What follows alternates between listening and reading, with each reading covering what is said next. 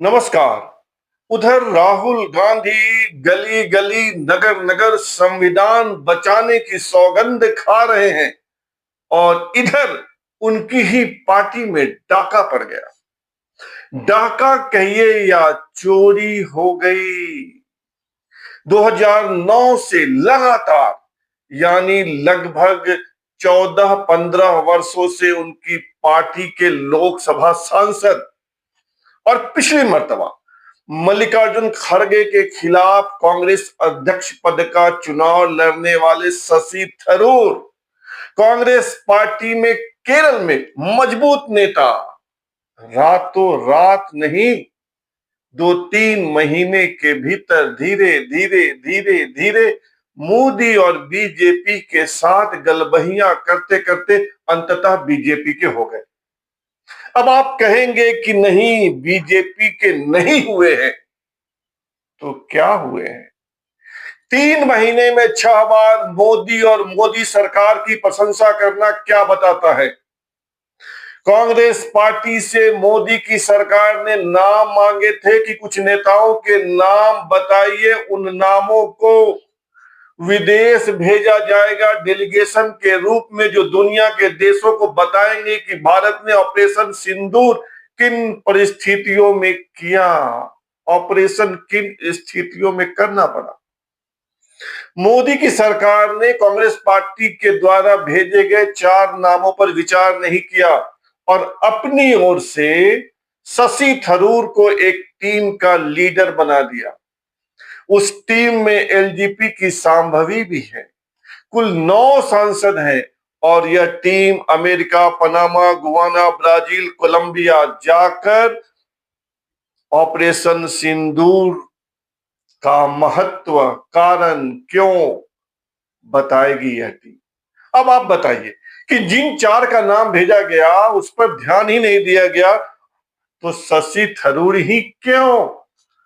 वो तो बीजेपी में चले गए। अगर कांग्रेस में है भी तो नाम मात्र के। और कांग्रेस के नेता जयराम रमेश तो कह रहे हैं कि वे पार्टी में जरूर है लेकिन उनकी आत्मा कहीं और है। यानी शशि थरूर बीजेपी के हो गए और थरूर ने कहा भी है कि देश को जब भी जहां भी उनकी जरूरत पड़ेगी वे सदैव हाजिर रहेंगे। इशारा समझिए, बोली वचन समझिए। अब आप सवाल पूछेंगे कि शशि थरूर बीजेपी में क्यों जा रहे हैं?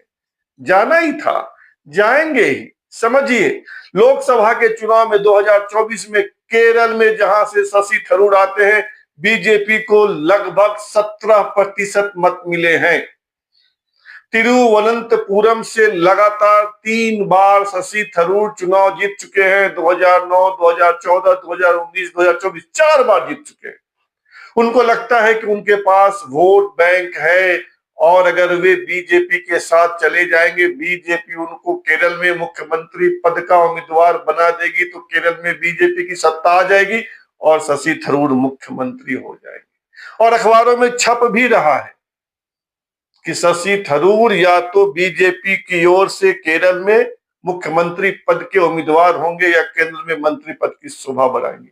और अब भी आप कहिएगा कि शशि थरूर बीजेपी में नहीं गए हैं, तो ना समझिए, शशि थरूर बीजेपी के हो चुके हैं। बस औपचारिक घोषणा बाकी है कि कब कांग्रेस उन्हें निकाल देती है। वे तो निकालने का इंतजार कर रहे हैं, क्योंकि खुद जाएंगे तो उनकी सदस्यता चली जाएगी।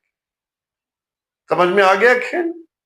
लेकिन शशि थरूर ही नहीं, और भी कई नेता कतार में हैं, कतार में हैं। अब आप पूछेंगे कि पी चिदम्बरम, मुझे नहीं लगता कि पी चिदम्बरम कांग्रेस में आएंगे। एक तो उनकी उम्र हो गई है, बहुत सीनियर नेता हैं और उनको बीजेपी कहां एडजस्ट करेगी।